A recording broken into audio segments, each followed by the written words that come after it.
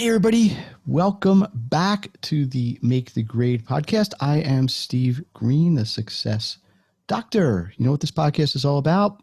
Parents, children, students, giving you actions to help you to maximize your education.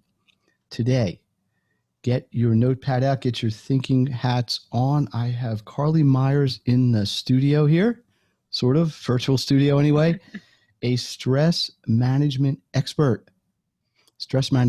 And if you don't need that at this point in time, you good for you. But academics often filled with stressful situations, high stakes testing, blah blah blah blah blah. So Carlee, how are you? I'm doing fine. Great. How are you? I am excited. I am excited to have you on with me.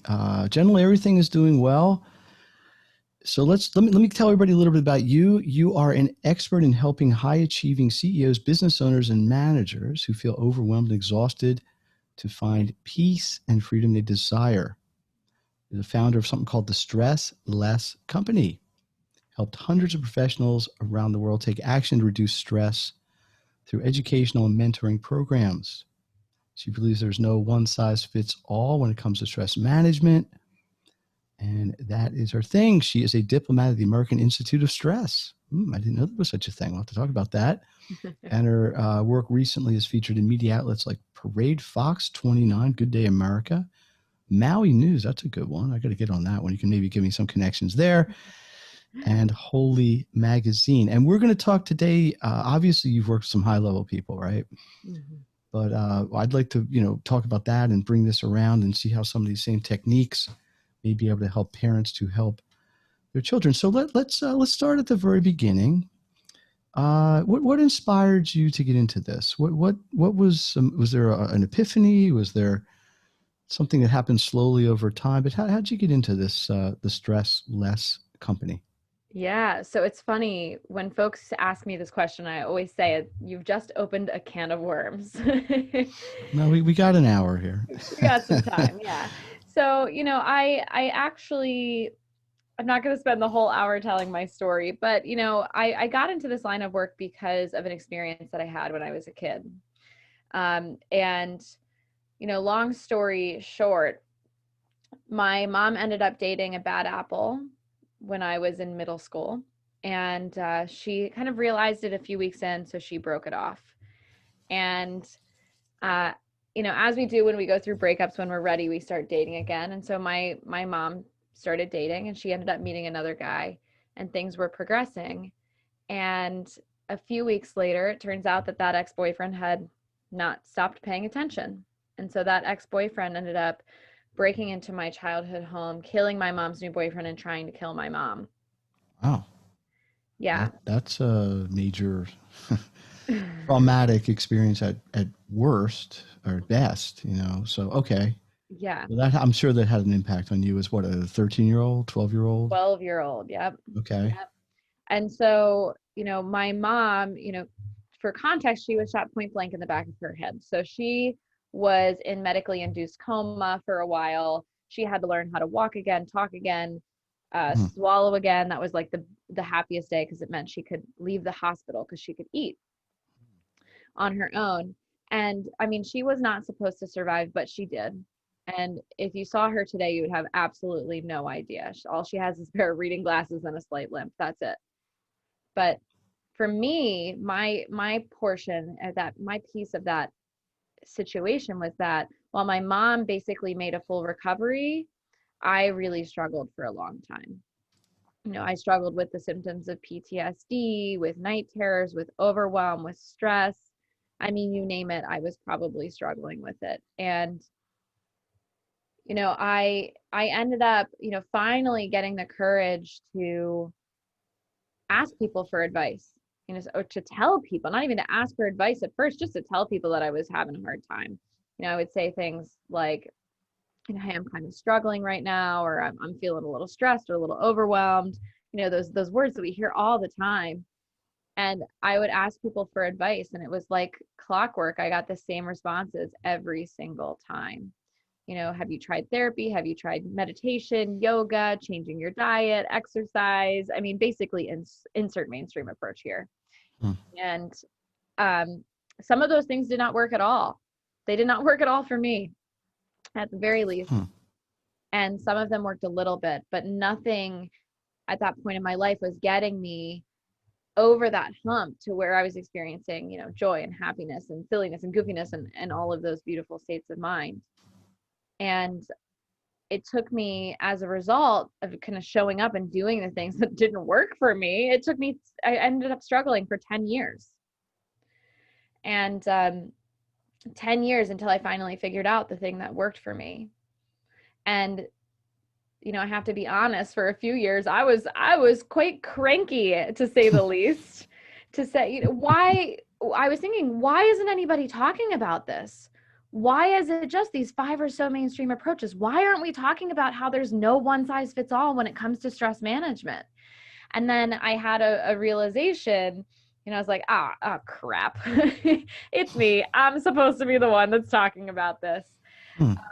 And I believe it's my purpose, and it's the reason I'm here. And that's really why I ended up creating the Stress Less Company, so that we can talk about it and we can get beyond, those 5 or so mainstream approaches and create a unique plan for each individual so that they can step out of stress Hmm. and into that beautiful state of mind, whatever it is for each and every one of us. So clearly, your personal experience was, I don't know what scale. Is there a scale like they measure stress with? But it had to be, if it's out of 10, 9 or 10, right? Mm-hmm. I think there's a lot of people kind of more in that 4 to 6 range, where some days it's okay. Some days it's overwhelmed. Some days it's in the middle. But let's do this. And we're not talking clinically. Neither of us are psychologists or psychiatrists or medical people. But just for the sake of this discussion, let's define stress. Yeah. And how does it appear? How does it present? Or what are some things maybe a parent could, or a person could self-diagnose? And I mean, it's obvious, if you're in a car and you're driving and somebody hits you, you'll feel that adrenaline sort of thing. But I don't think that's what you're talking about here. No. So let's create a definition, at least from your viewpoint, and maybe tell some of the outward, at least, symptoms that people might be able to recognize. Yeah, so let's start with what stress is. So it's such a great question that you brought forward, because quite frankly, the therapists, the psychologists, the stress management experts, even in this industry and this field, they don't seem to agree on a singular definition. There are hundreds and hundreds and hundreds of them. But, in doing my work, I found 2 definitions that really resonate with me and the work that I do. So I will start with my second favorite definition, then I'll move on to my first. So my second favorite definition is physical, mental, or emotional strain or tension. So, you can think to yourself, feeling tension in your shoulders and your back or somewhere in your body, that can just be labeled stress. You can also think about, many of us have had those moments where we're laying in bed at night and the wheels are going a million miles a minute, where we're thinking about that email we need to send, or that we didn't respond to, or this thing that should have gone differently, or all the crap we have to do tomorrow. My cat being sick. Exactly, right? And so our Hundreds of wheels are millions of, going, right. Yep. and that's stress. And so that's my second favorite. Now, this is my first favorite. And this is a condition or feeling experienced when we perceive that the demands exceed the resources we are able to mobilize. So a condition or So feeling experienced when we perceive that the demands exceed what we're able to mobilize. And at this point, it's really AKA, I can't handle this. I don't have what right. it So takes. you're defining it as sort of I'm not putting words in your mouth, but an inability to cope at that moment, the inability to have the tools, or Mm-hmm. whatever that means, to cope with the present, whatever's going on in that present time. Yeah, and then it may not be actually the lack of tools, right? The Or tools the might be inability to there. use them. Right.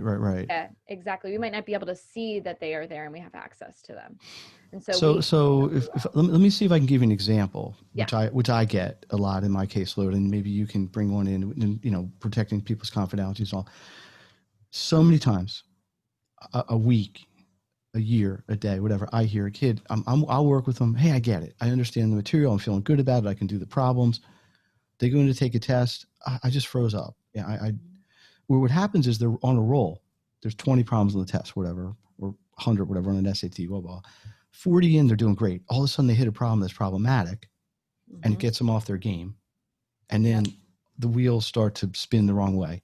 Yeah. And they don't necessarily have, I think maybe we can mutually define as the coping mechanisms or the action steps or whatever to offset that right then. And then once they get off of their comfort zone, then it kind of goes the wrong direction. So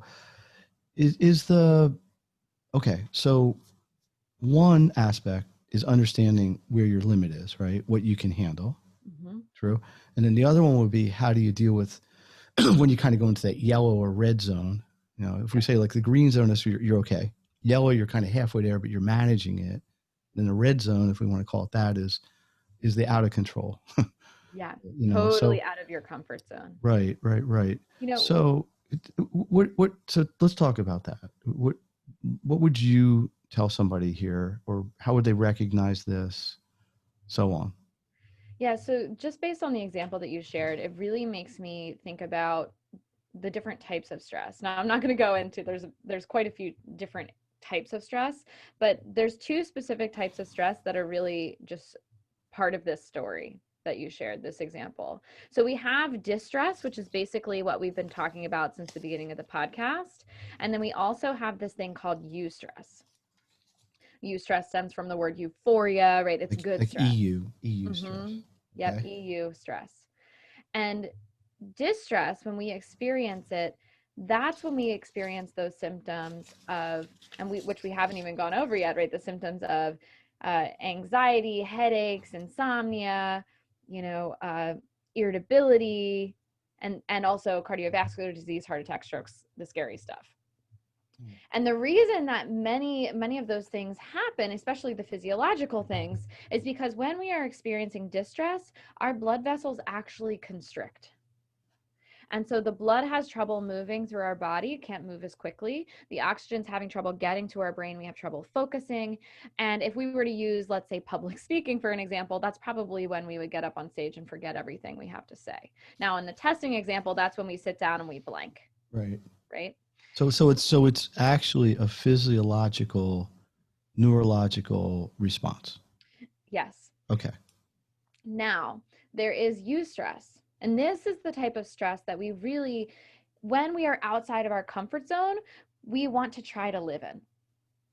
Because when we experience eustress, our blood vessels actually expand. So our body is not fighting itself to fuel itself, right? To rise to the occasion. So the oxygen's able to get to our brains, the blood's able to move through our bodies. We still may have the sweaty palms, the sweaty armpits, the jitters. We still may be nervous, but our body's not fighting us to rise to the occasion. And so this is when we're more likely to remember the answers or be able to, go on stage and remember everything we were going to say. Now, the key difference between distress and eustress, aside from one being bad, quote unquote bad, and the other one being good, is actually just our perception of the stressor.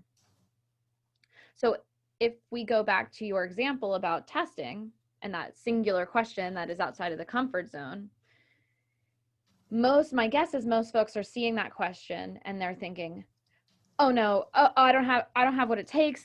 I didn't prepare well enough. I'm stupid, whatever the narrative is. And they go into poor, pitiful me, or and then it spirals down. And then it spirals.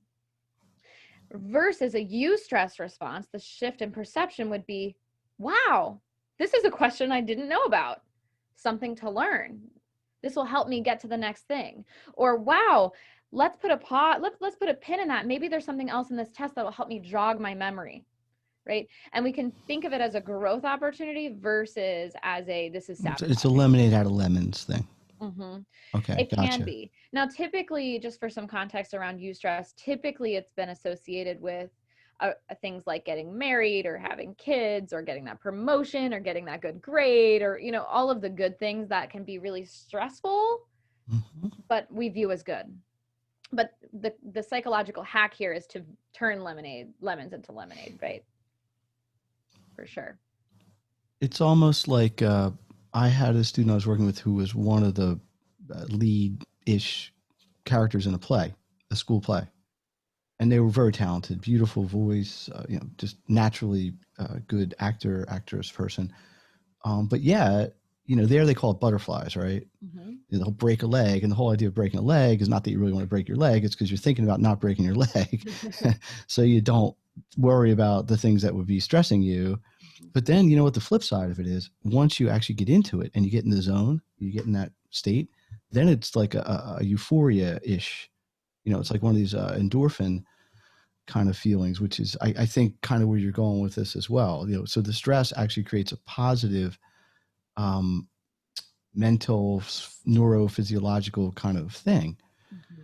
Wow. So I guess it is, I don't want to oversimplify this, but is it as simple as trying to educate yourself and train yourself and have the tools to kind of convert what you've called the distress into the eustress?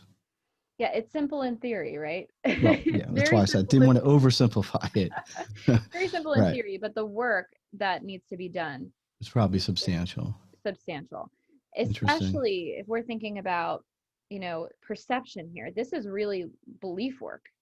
Do I believe, like, some common examples are, even in adults, I have lots of conversations with leaders, CEOs. I mean, these are key players in their People that industry. people wouldn't perceive as being unsuccessful People would in a not conventional Western sort of way, right? exactly. And yet some of them still have that limiting belief planted by mom or dad or by Right. aunt or uncle or by Or some anybody, teacher, right? Right. adult figure that Mm-hmm. says, I'm not good enough.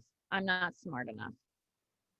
And that limiting belief is keeping them in distress. And not only is it keeping them in distress, it's keeping them from taking their whole Because nothing career is ever good enough. to the Right. next level. Wow. And so the difficult work or the deep work, Mm-hmm. difficult and deep, but the most powerful work is to say, okay, what is that limiting belief? And what are I have a system that I actually have my clients go through to rewire that so that it's not the automatic belief when we get to question number 32. The automatic belief when we get to question number 32 is, I've got this. I studied this. I know this. I'll just come back to it. So treating the disease as opposed to the symptom, the root cause. Wow. Yeah. Hey, Steve Green here, the Make the Grade podcast, here to give you actions to help you maximize your education. My guest, Carlee Myers, stress management expert from the Stress Less Company. We dove deep here. We didn't dip our toe in here. We went right into the deep end here today. Here's a couple questions that come to mind. One, if the cause of stress, distress, eustress, let's not differentiate here, is because of some singular or a series of traumatic events, like your personal story, Mm-hmm. versus where you were cognizant of what caused it, right? I mean, obviously you were old enough, you weren't like a year and a half, whatever. Versus something that's much more subconsciously rooted. Like maybe it's something that happened you don't even remember, like a very Freudian sort of Yep. approach here. When you were 3, you saw a dog, the dog scared you, now you're scared of the dog. That's whatever. Is the approach, the healing, curative work different, or is it similar? Would it matter? In other words, I guess what I'm asking in a roundabout way is, does whatever the deep rooted cause of the challenges are, does it matter what they are in terms of how you might, I'm going to try to use this word, just generally treat this person? I don't mean medically, I mean, in your therapeutic approach. Yeah. So again, I want to clarify that I am not a therapist. Right. I always have to have that However, caveat. Yes. yes, there's always that caveat. And that's the benefit of the work that I do because I have a different perspective. But, yes, every single client that I work with, it's different. Doesn't matter if it's, little T trauma or big T trauma or little T trigger, right? Or some subconscious, like my childhood seemed okay. And now, right. It's none of that. It's really about the individual's experience, their unique life experience, their personality. There's a lot of factors that go into it to help create that unique plan. Now, I talked about those 5 or so mainstream approaches: therapy, yoga, meditation, changing your diet, exercising. All of those things can be great. And they may be in one person's plan, it might be see a therapist, work with Carlee, okay, do this limiting belief work, work on that. There's every plan is so unique. Some people don't need a therapist, right? But it really depends on the individual's personality, again, their background, Hmm. what they've gone through, their growth mindset, static, all of that. Hmm. Where does it begin? Is there an uh, assessment? Is there a some exercise or protocol that you would do to do some sort of determination of the causes? So if I came to you and said, "Listen, I'm stressed. I Mm-hmm. can't handle it," what would be the launch point of the goal to work around that? So, every single client that works with me starts with a stress assessment. And that is, that's complimentary. That's on the house to see, okay, where are you at in regards to stress management? Where do you want to go? What's holding you back? And it's really a sacred container where I listen deeply, and then Mm-hmm. together we figure out why you haven't gotten to that place of peace or freedom or whatever you're looking for. And that's just to get to know each other and to learn more about this. It's an assessment. And then from there, should we decided, what, yes, it's time to move forward, or no, you're coping quite well with stress. If they feel like they could use some more support, and we're both in agreement about that, then we go into my 7-step methodology. Unique methodology is not used anywhere else. And what this methodology does is it supports people in finding what uniquely works for them in terms of managing their stress. Now, it is a big 7 steps, don't be fooled. There's lots of nuances It's not with like 7 days. It's yeah, one a not day like for a 7 days. week. Yeah, you're not moving through these in 7 days. All of my programs are at least a year, to give you some context. Okay. But that's really where we would start. We would start with a stress assessment, and then should we work together, we really move through this methodology. Uh, Short term, is there something generally people are listening to this could ask this question? What can I do right now, or what should I do right now to reduce my stress?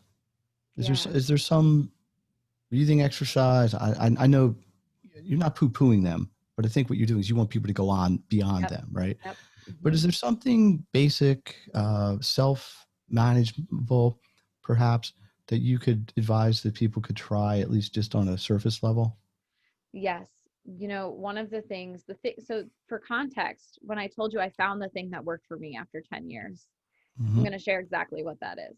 Okay. And that thing to reduce stress was called creative stress reduction. So, creative stress reduction for me looked like drawing, it looked like art. For you, Stephen, or your listeners, everyone who's tuning in right now, it may be something very different. But creative stress reduction, just to define it for you, is any activity that gets us out of fight, flight, or freeze mode and into a state of play or flow, It just aka rest and calms you digest. down. Yeah. Yes. And so creative stress reduction is a great way, once you've been triggered by a stressor, to pull yourself back down to a Yeah, untriggered. I can tell you, for me, that's playing music. I can play the guitar, I can play the piano, and I find there's an almost meditative-ish, and well, probably meditative is a good word, kind of space you get Yes. into. Not like second in, but I think it's part of the nature of art. Art stimulates a different part of your brain, which may be what's going on. Wow. So you just happened upon this? I mean, I imagine it wasn't the first thing you tried. So it was 10 years later. Absolutely And you not. probably had gone through this, that. And all of a sudden, so was it like one day you sat down and were drawing, and maybe the drawing allowed you to express something, or was something active, right? Creative would imply active. You and it something just clicked. You had some sort of epiphany, and it's like, okay, this is helping me. Yeah, for me it was not an epiphany moment, it was an overtime thing. I did feel the pull. So for me, I started drawing out my night terror, sketching out my anxiety, my stress in an abstract way. So Mhm. doing realistic drawings of my night terrors, I was doing abstract drawings of my emotions. And I realized there was this pull towards it, this pull, and I would start to feel a relief once it was almost like this may be a weird way to describe it, but it was almost like an exorcism of energy, right? This like icky, yucky, It's like an stressful, intuitively, it just felt right. it felt right. Yes. Hmm. And so Wow. I realized that, but what I didn't realize is that this was going to help with my PTSD symptoms. It was going to help with the way I functioned throughout the day, the next day. And so what I realized, what was slowly happening is that my night terrors started to go away over time. I started to feel more calm. My baseline was no longer stress, it was calm. Now, I want to be really clear about creative stress reduction because this is the thing that can really trip people up, is that it doesn't have to be in the field of the arts. So it can be, playing with your dog, going on a walk, formatting an Excel spreadsheet if that's what you're into. Like But it can be anything. it's basically a pattern interrupt in Mm-hmm. a sense, right? You're going this way and you need to go that way. Yep. You need something to break whatever state or whatever word you want to use you're in and say, whoa, whoa, whoa, let's interrupt this. Yeah, interesting. Wow. So are these things well, I don't want to date you or age you, but have you found over time, I assume you continue to do these things, at least on some Mm-hmm. level. Yes. Have you found it gets um, more powerful, if that's the right word, more effective as you do it more and more? It builds and builds and builds on itself in a sort of accumulating way, or do you do it just when you feel the need? Is it a daily kind of thing? How do you this manifest for you at this point? So for me at this point, I use creative stress reduction if I find myself in a triggered state. Okay, so it's kind of My a as needed. as needed, yes. Okay. My main focus is the prevention, right? The prevention from getting to a place where I'm feeling anxious, where I'm feeling stressed, where I'm feeling in a corner, right? Hmm. And that's where my focus is. But the reason I bring up creative stress reduction here is because it's got to be the first step. Because when we are in a triggered state, when we're in fight, flight, or freeze mode, when we're stressed, we can only see so much of the picture. And so that's usually when we tend to make some poor decisions that have negative consequences in our lives. So we want to make sure we get out of it as a first step so that then we can look at the stressor and pull it out from the root Objectively. objectively. Mm-hmm. Mm.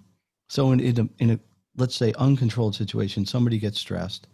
Instead of dealing with it, maybe they drink too much, or I'm talking more like an adult, right? Yep. Mm-hmm. And then now they've got that issue, Mm-hmm. which is kind of almost secondary to their root cause.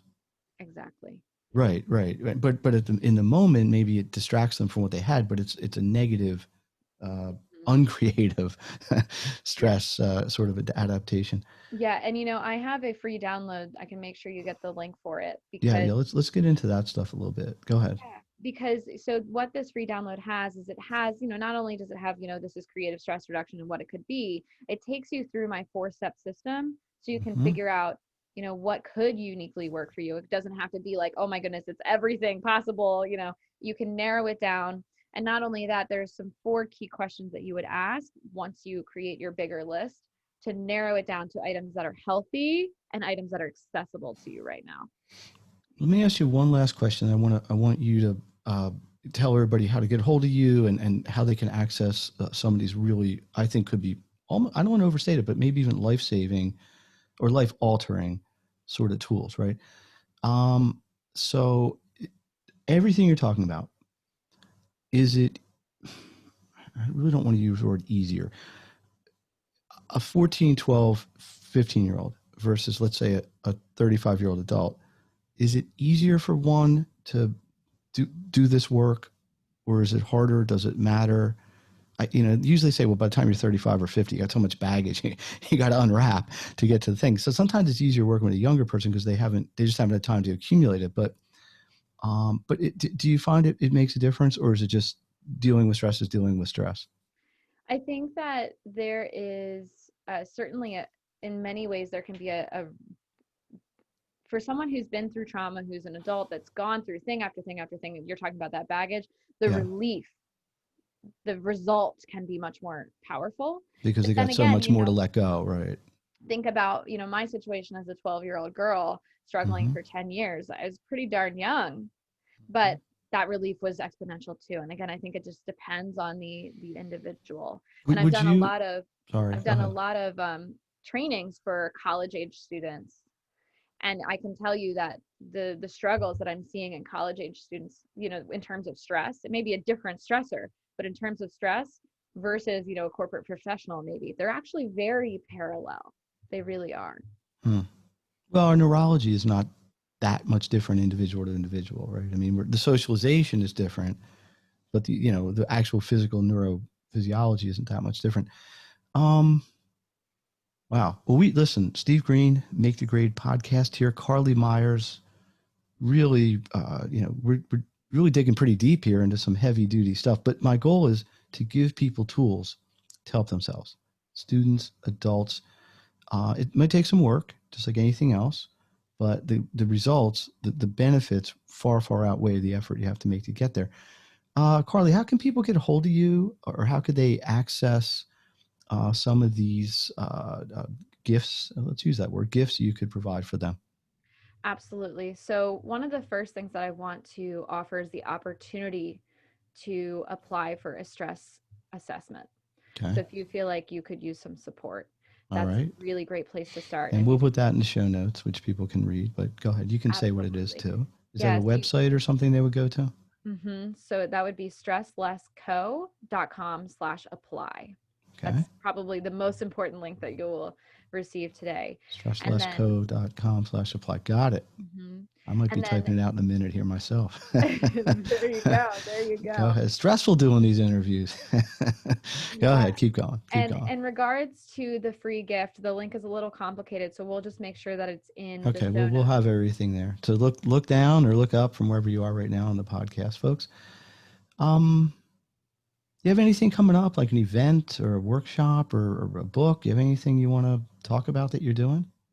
Sure. Yeah. So November 12th at Okay. 12 p.m. Eastern, I actually have a tea tasting event with the wonderful Louise Caruth Hmm. from Little Candle Tea Company. And it's all about tea and mindfulness. So that could be a really fun little way to start maybe a creative stress reduction um, activity that you Interesting. might like, making tea the best 8 minutes of your day. So that's coming up on November 12th. So it's like Um, tea making is like almost like a Zen exercise. Absolutely. Yeah. I So was that in should be a Japan. I really went fun. to a tea ceremony. It is very, boy, I don't even know what word to use. Traditional is not even the right word. It's just very like even, like it's just very calm and Mellow. Yeah. yeah. And I'm not even a big tea drinker. I like mint tea. I don't like caffeine teas, but it does. That's not even the point. It was real. It almost had nothing to do with the actual drinking of the tea. It had Yeah. everything to do with the ceremony and the tradition and the kind of connection to the past. Like people have been doing this since like whatever 48 million BC, Yep. and it was a connection to that and sitting a certain way and whatever. Interesting. Wow. Anything Yeah. else? No, I think that's a great place to start. If you want to start exploring something new, a little creative stress reduction could be something each and every one of us could implement into our morning routine. And by the way, for the record, I don't drink caffeine either. So it's all herbal. There All we go. herbal. Yes, we got two no caffeine people here. My wife doesn't either, just FYI. So a lot of S here. The free stress assessment Hmm. from the Stress Less Company. I like it. 7 steps to get you where you are. So look, Carlee, thanks again. Is there anything, I'm going to give you the last word here, at least before I wrap up. Anything you just haven't talked about you want to share? Anything you just want to kind of leave as a really singular message to our listeners today? Absolutely. If you feel like you've tried it all, trust me, you haven't. And there is absolutely hope to get to the place that you want to be. So if you're feeling stressed, if you're feeling overwhelmed, know that there is a solution for you. It's just a matter of us finding it for you. Listen, I'm going to break my own promise because I said I wasn't going to talk anymore. But I think, let's be candid. This is really a mental health issue on some level, right? Mhm. Maybe not clinically, but and there's stigmas about that. People are reluctant to talk about it, or there's a cultural, kind of you have to be strong and hide your emotions, kind of thing. Can you dispel that, or would you like to dispel that, and maybe sort of give people permission to give themselves permission to make this connection?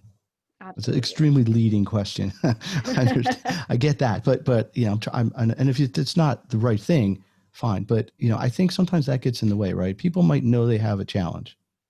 They might know that something like this would be beneficial, but there's something getting in the way, which isn't the stress. It's they don't want anybody else to know about it, right? Mhm. Or even maybe not even like their family, Yeah. or their spouse or somebody very, very close to them.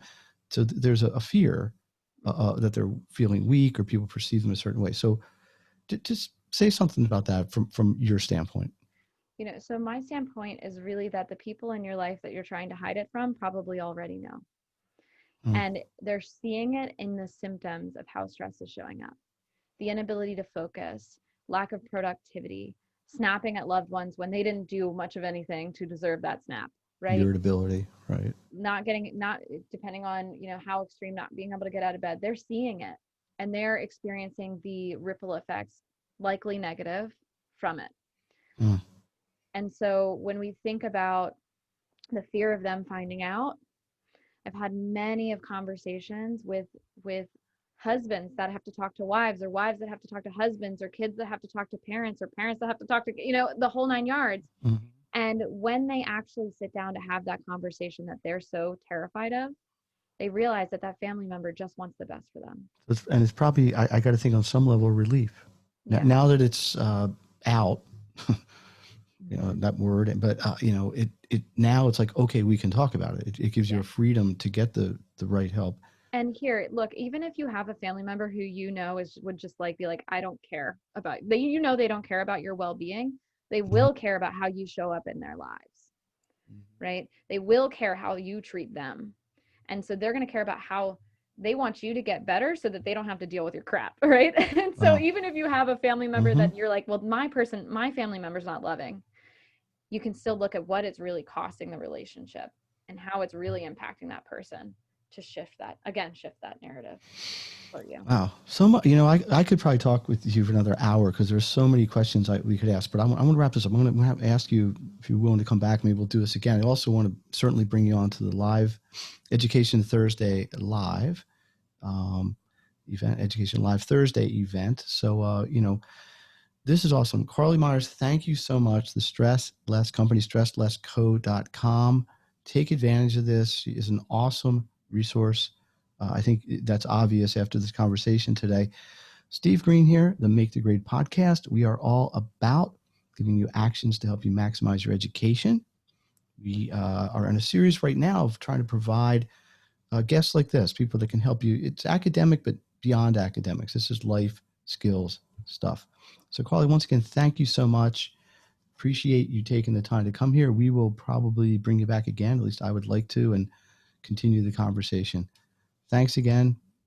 See you next time.